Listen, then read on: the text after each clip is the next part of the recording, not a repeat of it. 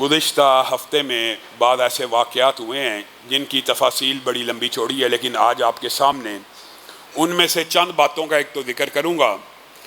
ایک تو 26 مئی کا دن گزرا جو مسلمانوں کے لیے ایک خوشی اور مسرت کا دن ہے کہ جس دن اس خطے کے مسلمانوں کے لیے بہت بڑی خوشخبری کا دن تھا کہ اس خطے کے ایک بدبخت پنجابی قادیانی نامی ایک مرزا غلام احمد قادیان کے رہنے والے نے دعوی نبوت کیا، اور دعوی نبوت کر لینے کے بعد آپ کو پتہ ہے وہ ایک لمبی چوڑی ہسٹری ہے کہ کس کے کہنے پہ کیا، کیوں کیا، انگریز کا کاشت کیا ہوا یہ پودا کیسے تناور درخت بنا۔ بالآخر اللہ رب العزت نے اس کے منہ سے ایسے الفاظ ادا کروائے، مولانا ثناء اللہ امرتسری کو ایک خط از خود اپنی طرف سے لکھ بیٹھا اور اشتہار چھاپا کہ ثناء اللہ امرتسری میں تیرے سے بڑا تنگ ہوں، میں دین کا طالب علم ہوں، میں دین کا دائی ہوں، میں مسیح موعود ہوں، میں نبی ہوں، تو نے میرا بڑا تعاقب کیا، ہر جگہ مجھے ذلیل و رسوا کیا، خود ہی دعویٰ کیا، خود ہی یک طرفہ اشتہار چھاپا، خود ہی مباہلہ کیا کہ ہم میں سے دونوں میں سے اگر کوئی جھوٹا ہے تو جو جھوٹا بندہ ہوگا وہ سچے کی زندگی میں حیضے، اسہال اور اس طرح کی پیچش کی بیماریوں میں مر جائے گا، عبرتناک موت کا شکار ہوگا۔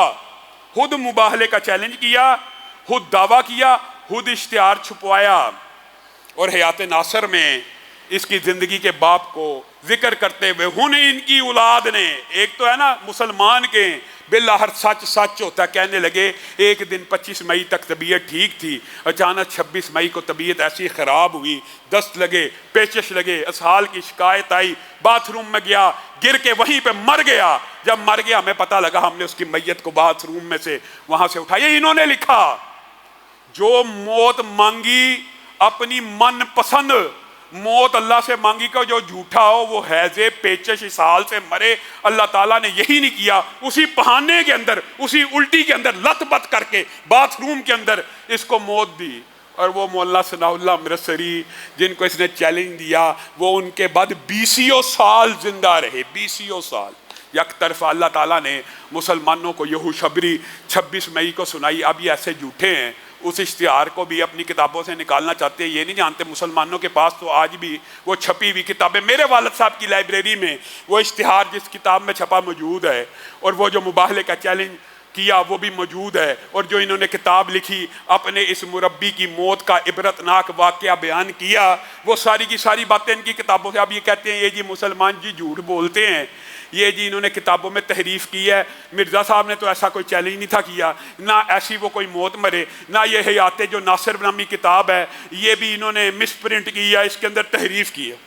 میرے بھائیوں جب بھی کوئی بندہ جھوٹا ہوتا ہے نا، ایک بات یاد رکھیے، وہ اگر ٹھیک ہے تم کہتے ہو ہم نے تحریف کی، ہم نے کتابیں بدل دی، حالانکہ اشتہارات بھی موجود ہیں، تو آج آ جاؤ۔ ایک بات یاد رکھنا، آج میں آپ کو ایک کلیہ بتا رہا ہوں، جو بندہ جھوٹا بے ایمان ہوگا نا اور اس کو شک ہوگا کہ میں جھوٹا اور بے ایمان ہوں، میرے عقیدے میں خرابی ہے، اللہ کی قسم قیامت تو قائم ہو سکتی ہے، وہ یا مباہلے کی موت مر جائے گا اور مباہلے میں اللہ کے غضب اور لعنت کا شکار ہو کے مرے گا، یا کبھی بھی مباہلے کا چیلنج قبول نہیں کرے گا۔ آج بھی رہتی دنیا تک قیامت تک مسلمان علماء کا، میں نے بھی ایک ادنا طالب علم دین کا اپنی کتاب کے اندر رہتی دنیا تک جب تک میں زندہ ہوں تب تک کا مباہلے کا چیلنج دیا ہوا ہے۔ کوئی قادیانی جو اس بغیرت کو سچا نبی مانتا ہے آئے مجھ سے مباہلہ کر لے، یہ جواب میں کیا کہیں گے؟ یہ مباہلہ صرف نبی کی شان ہوتا ہے۔ جتنے جھوٹے بے ایمان ہوں گے نا آپ ان کو کہیں گے نا اچھا یار مناظرہ نہیں تو مباہلہ ہی کر لو کہ جھوٹے کے اوپر اللہ کی لعنت ہو، جھوٹا جو ہے وہ سچے کی زندگی میں عبرتناک موت مر جائے، اس بات سے فرار ہو جائیں گے۔ اس کی کیا نشانی ہے، اس کی کیا دلیل ہے؟ آج آپ کسی بھی قادیانی کو لے آئیں کہ وہ ہم سے مباہلہ کرے، نہیں آئے گا، کہے گا یہ نبیوں کی شان ہے۔ یہ تو چلو قادیانی ہیں، جو نام نہاد رافضی، جو سنیوں کے لبادہ اوڑے ہوئے، یہ جو جہلم میں مرزا جیل میں بیٹھا ہے، آپ اس کو مباہلے کا چیلنج، یہ بڑے مناظرے کے لوگوں کو چیلنج دے رہا، خود ساختہ، من پسند۔ میرا مناظرہ کس سے ہونا چاہیے؟ امام کعبہ سے۔ امام کعبہ نو پہلے پنجابی سکھائیے، پہلے اردو بھی سکھائیں اس کو، یہ امام کعبہ سے مناظرہ کرنا چاہتا ہے۔ یہ اپنی من پسند کے، کبھی کہے گا ساجد میر صاحب سے بات کروں گا، کبھی حافظ سعید صاحب سے بات کروں گا، دیوبندیوں میں سے طارق مسعود صاحب، اپنے من پسند جو لوگ ہیں جس کا پتہ کہ ان کے ساتھ اس کا بیٹھنا ممکن نہیں، اور تو مناظروں کو چھوڑ، آج بھی تجھے احسان الہی ظہیر کے بیٹے چیلنج کرتے ہیں مباہلے کا. اگر تو یہ سمجھتا ہے کوئی صحابی بے ایمان تھا یا کوئی صحابی جہنم میں جائے گا, مباہلے کا چیلنج ہے. جب تک زندہ سامنے آ کے کیا کہے گا آپ کو پتا ہے؟ اور مباہلہ نبیوں کے لیے ہوتا ہے, اور تو جھوٹا ہے. اگر نبیوں کے لیے ہوتا تجھے کرنے میں کیا مسئلہ ہے؟ تو کر لے ہمارے ساتھ مباہلہ, جھوٹ کا جھوٹ اور دودھ کا دودھ اور پانی کا پانی سارا واضح ہو جائے, تو مباہلہ کر لے, تجھے کیا مسئلہ ہے؟ مباہلے میں تو صرف یہی کہنا نا کہ جھوٹے کے اوپر اللہ کی لعنت ہو, جھوٹا سچے کی زندگی میں عبرت ناک موت مر جائے. تو اس بات سے کیوں فرار ہوتا ہے؟ ہر جھوٹا بندہ قیامت تک اس بات سے فرار رہے گا. اور یہی دین اسلام کی حقانیت کی سب سے بڑی دلیل ہے کہ نبی کریم صلی اللہ علیہ وسلم نے جب مناظرے کے بعد مباہلے کا چیلنج دے دیا تھا تو عیسائی بھی کانپ اٹھے تھے. کہا اگر قبول کر لیا تو پھر عیسائی امت شاید دنیا کے اندر نہ رہے. آج بھی امت کے اندر ایسے علماء موجود ہیں جو علی الاعلان کہتے ہیں, جو کسی صحابی کے بارے میں یہ شک کرتا ہے ابو بکر سے لے کے امیر معاویہ تک کہ وہ بھی ایمان ہو گئے تھے یا معاذ اللہ جہنم میں جائیں گے, آئے ہمارے سے مباہلہ کر لے.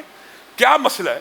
کس اور ایک اور بات پچھلے دنوں آپ نے پڑھی ہوگی گلگت کے اندر, ماشاءاللہ یہ جب جنہوں نے مباہلہ نہیں نہ کرنا ہوتا وہ اس طرح کی ٹامک ٹوئیاں مارتے ہیں. مباہلے کا کسی اہل سنت نے چیلنج کیا, جواب میں کہتا کہ ٹھیک ہے آگ میں کود جائیں گے, پہلے آپ کودیے پھر میں کود جاؤں گا. مباہلہ اس چیز کا نام ہے؟ مباہلہ تو اللہ کی لعنت ڈالنے کا نام ہے. آ جاؤ, آج بھی علماء, کوئی قادیانی ہو, کوئی سنیوں کے لبادہ اڑے ہوئے, جہلم کا رافضی ہو, قیامت تک کے لیے جب تک ہم زندہ ان کو مباہلے کا چیلنج ہے, لیکن یہ کبھی قبول نہیں کریں گے. ان کو مناظرہ کرنا کس سے؟ امام کعبہ سے.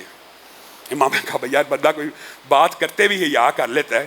امام کعبہ کو پہلے اردو سکھائی جائے, پنجابی سکھائی جائے, جہلم کا لہجہ سکھایا جائے, تیرے سامنے بٹھایا جائے, تو یہ عربی سیکھ لے, تو ہی سیکھ لے کچھ. اس طرح کی عجیب و غریب باتیں کرتے ہیں. دوسری خوشی کی خبر یہ ہے کہ آج 28 مئی یوم تکبیر ہے. اللہ کا شکر ہے کہ پاکستان ایک اسلامی دنیا کی واحد ایٹمک طاقت اور قوت ہے کہ جس کو میں نے اور آپ نے ہر روز مضبوط کرنا ہے. ہم نے پاکستان کے حکومتیں جو سیاسی ہوتی ہیں وہ آتی جاتی ہیں, ریاست باقی رہتی ہے. ہم ریاست کے مخلص ہیں, ہم پاکستان کے بیٹے ہیں, ہم پاکستان کے سپاہی ہیں. جب بھی پاکستان کو ضرورت پڑے گی تو یہ بات بھی یاد رکھنا, یہ جو ممی ڈیڈی کلچر کے لوگ ہیں نا, اگر کبھی خدا نہ خواستہ جنگ ہو گئی نا, انہوں نے کبھی آپ کو سرحدوں پہ نہیں ملنا. یہ دین کے طلبائی سرحدوں پہ فوجیوں کے شانہ بشانہ کھڑے ہوں گے, پانی پلانے والے بھی یہی ہوں گے, مرہم پٹی کرنے والے بھی یہی ہوں گے. اگر میں یہ بات کہوں کہ ہاتھ میں اسلحہ اٹھانے والے بھی یہی ہوں گے تو یہ بات بھی بے جا نہیں ہے. اللہ کا شکر ہے پاکستان ایک ایٹمی طاقت ہے, ایک ایٹمی قوت ہے. پاکستان اسلامی دنیا کی بھی ایٹمی طاقت اور قوت ہے, لیکن اس کو اسلام کا بھی کچھ خیال کرنا چاہیے. یہ جو حکمران آتے جاتے ہیں اپنی سیاسی پارٹیوں کے منشور رکھتے ہیں, میں ان سے کہتا ہوں کس قدر افسوس اور دکھ کی بات ہے ہمارے تبلیغی بھائیوں کا. سوات میں اجتماع کئی مہینوں کی تیاریاں کر رہے تھے, کئی مہینے سے تیاریاں کر رہے تھے. جب ڈیٹ آئی ہے کل پرسوں پابندی لگا دی ہے اجتماع کے اوپر. کس اجتماع کے اوپر؟ تبلیغی اجتماع کے اوپر. کوئی بندہ ان حکمرانوں کا کہ ہوش کے نہ ہوں لو, عقل کے نہ ہوں لو. آپ نے یہ جو پالیسی ملک کے اندر اپنائی بھی ہے, پھر آپ کہتے ہیں ہم تعصب پھیلاتے ہیں, ہم فرقہ واریت پھیلاتے ہیں کہ ہم اس بات کے اوپر سوچنے میں مجبور نہیں ہیں کہ بھرپور کرونا جب پھیلا ہوا تھا آپ کے مطابق, ہر روز ہلاکتیں ہو رہی تھی, ہر روز اموات ہو رہی تھی, آپ کہہ رہے تھے نا انہی دنوں میں یوم علی آیا, آپ نے ان جلوسوں کو سیکیورٹی دی. اسی کرونا سے پہلے وہ لبرل مافیا کی عورتوں نے میرا جسم میری مرضی کے جلوس نکالے, آپ نے سیکیورٹی دی. ان کے اوپر کرونا حملہ نہیں کرتا, یا یوم علی کے جلوسوں کے اوپر کرونا نہیں آتا. یہ ہماری اہل سنت کی مساجد میں آتا ہے, اعتکاف میں آتا ہے, یا تبلیغی جماعت کے اجتماع میں آتا ہے. تبلیغی جماعت والوں کو انہوں نے کمزور ٹارگٹ سمجھا ہوا ہے. جب شروع میں بھی کرونا آیا تھا نا تو تبلیغی جماعت کے اوپر انہوں نے الزام لگایا تھا رائے ونڈ کے کہ یہاں سے کرونا پھیلا ہے. اندازہ کریں یہ ان کی کل سوچ اور عقل ہے. اللہ تعالیٰ ان کو ہدایت دے. اور آخری بات کر کے میں اپنی بات کو ختم کروں گا. افسوس اور دکھ کی بات ہے, یہ باتیں بڑی لمبی ہیں, لیکن چونکہ اس ہفتے میں یہ واقعات ہوئے ہیں اس لیے آپ کے سامنے رکھ رہا ہوں. ایک جہاز میں بیٹھے ہوئے جوڑے نے فحش حرکات کی ہیں. پورا میڈیا, سوشل میڈیا, یہ لبرل آنٹیاں, اللہ تعالیٰ ان کے شر سے بھی ہم کو محفوظ رکھے. آپ کو پتہ نا ان کی کیا سوچ تھی؟ ایمانداری سے بتائیں, جب کرونا نہیں تھا آیا آپ کہتے تھے عورتیں حجاب کے ساتھ جو آپ کر سکتی ہیں. یہ سچے دل سے آپ سوچیں, جب ہم یہ کہتے تھے حجاب اور نقاب اور شرعی پردے کے ساتھ عورت جاب کر لے, عورت ٹیچر بن جائے, عورت گائنی کی ڈاکٹر بن جائے تاکہ مسلمان بچیوں کا پردہ محفوظ ہو جائے, اور نہیں حجاب حجاب تو تعلیم کے رستے میں رکاوٹ ہے، حجاب کے ساتھ نوکری کیسے ہو سکتی ہے؟ یہ جی حجاب کے ساتھ کیسے ڈیوٹی دیں گی، وہ حجاب کے ساتھ یہ کیسے پڑھائیں گی، وہ حجاب کے ساتھ یہ گائنی کا شعبہ کیسے چلائیں گی؟ آج اللہ تعالیٰ نے ایسا عذاب کا کوڑا چلایا ہے، یہ مرد بھی حجاب پہننے کے اوپر مجبور ہیں۔ اب جب سارے مسلمان مرد بھی نقاب اور ماسک پہن کے کام کر رہے ہیں، اب یہ ماسک ترقی کے راستے میں رکاوٹ نہیں ہے، اب یہ حجاب ترقی کے راستے میں رکاوٹ نہیں ہے۔ اب مرد بھی جو کام کر رہا ہے ماسک پہن کے کر رہا ہے، بینک کے اندر ہو، پولیس کے اندر ہو، جس بھی ادارے میں ماسک پہنا ہوا ہے۔ اب ماسک کے ساتھ ترقی نہیں رکتی، اب ماسک ذریعہ نہیں ہے جی یہ دیکھیں جی مولوی کہتے ہیں حجاب کے ساتھ۔ اب تو مرد بھی حجاب پہن کے کام کر رہا ہے، تیری عقل کے اوپر پردہ ہے، تیری عقل کے اوپر ماتم ہے۔ ان بدبخت جوڑے نے کوئی بری حرکت کی ہے، ان کے خلاف قانونی کارروائی ہونی چاہیے۔ یہ جانور ہیں، یہ گدھے ہیں، یہ بدترین جانور ہیں جو سڑکوں کے اوپر علل اعلان لوگوں کے سامنے اس طرح کا عمل بد کرے، اپنے گھر میں اندر چھپ کے جو مرضی تم نے کرنا کر لو۔ تم لوگوں کے سامنے فحاشی اور عریانی اور بے حیائی پھیلاتے ہو، معاشرے کے اندر اس کلچر کو عام کرنا چاہتے ہو۔ یہ پاکستان کے اندر انشاءاللہ ایسے علماء، ایسے اسکالر، ایسے دانشور اور ایسے کالم نگار، یہ بھی میں کہنا چاہتا ہوں، انصار عباسی کو بھی خراج تحسین پیش کرتا ہوں، ابھی تک ایسے اسلام پسند لوگ موجود ہیں جو ان کے رستے میں شیشہ پلائی دیوار ہیں۔ اللہ رب العزت جو کہا گیا، جو سنا گیا، اس کو سمجھنے کی توفیق عنایت فرمائے۔